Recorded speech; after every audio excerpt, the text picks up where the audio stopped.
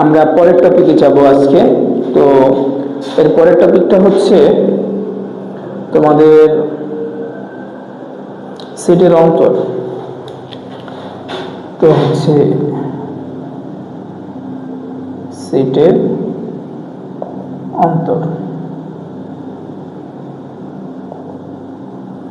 সেটের অন্তর হচ্ছে একটা সেট থেকে আরেকটা সেট বিয়োগ করা। তো আমরা নর্মাল যে সংখ্যার বিয়োগটা জানি, সেটের বিয়োগটা একটু অন্যরকম। তো ওই নিয়মটা আজকে আমরা খেয়াল করে দেখব, এবং সেটের অঙ্ক যদি আসে সেটের অন্তরও প্রায় সময় আসে। তো দেখো, এই একটা সেট দেওয়া আছে 1 3 5, বি একটা সেট দেওয়া আছে ধরো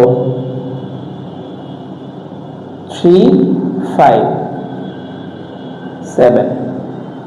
হ্যাঁ, মনোযোগ দাও সবাই। এইখানে দুইটা সেটের অন্তর বা বিয়োগ যদি করতে বলে, তাহলে এ বিয়োগ বি, অথবা এইভাবে প্রকাশ করা হয়, দুইভাবে প্রকাশ করা হয়, এ বিয়োগ বি।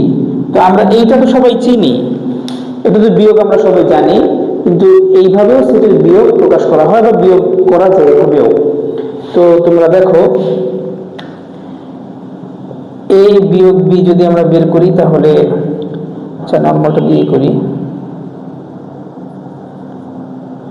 1 3 5 3 5 7। সেটের বিয়োগ করার ক্ষেত্রে একটা আছে, তোমার নিয়ম আছে।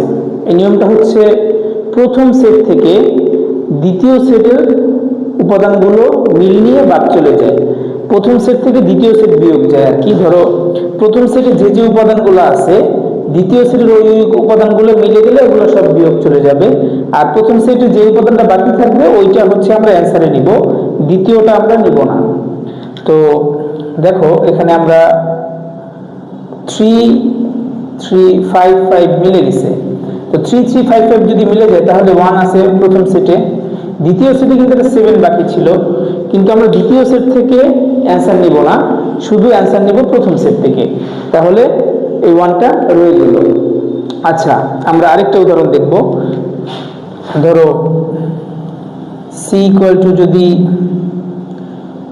5 7 9 হয়,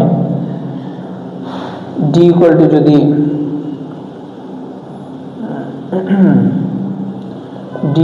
যদি তোমার 4 6 8 হয়, তাহলে খেয়াল করো, এইখানে তিনটা উপাদান, এইখানে তিনটা উপাদান, তিনটার সাথে কিন্তু তিনটা মিল নেই। তাহলে আমরা সি মাইনাস ডি যদি করি, তাহলে সি সেটের উপাদানগুলো হচ্ছে 5 7 9 মাইনাস ডি সেটের উপাদানগুলো হচ্ছে 4 6 8। তাহলে আমি ওই যে বলছিলাম যে দ্বিতীয় সেট থেকে আমরা যদি না মিললে তো ওগুলো বাদ চলে যাবে, যদি না মিলে তাহলে আমরা কোনো অ্যান্সার নিব না। দ্বিতীয় সেট থেকে কোনো উপাদান আমরা নিব না অ্যান্সারে। তো হচ্ছে প্রথম সেট থেকে উপাদানগুলো প্রায়োরিটি পাবে। তাহলে 5 7 9, এটা হচ্ছে সি মাইনাস ডি এর অ্যান্সার।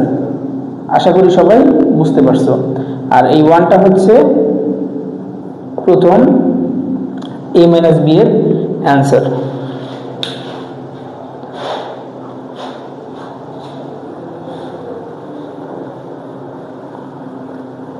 সবাই ভিডিওগুলা খুব মনোযোগ সহকারে দেখবা, এবং হচ্ছে খাতায় লিখে নিবা সবাই, প্রত্যেকটা জিনিস খাতায় লিখে। আর কমেন্টে জানাবা যে কে কি বুঝছো না বুঝছো, কমেন্টে জানাবা। তোমাদের সবার কমেন্টের রিপ্লাই দেওয়া হবে, এবং যদি কেউ কিছু না বুঝো এটা আবার রিপিট করা হবে। এটা হচ্ছে আমাদের পক্ষ থেকে তোমাদের জন্য একটা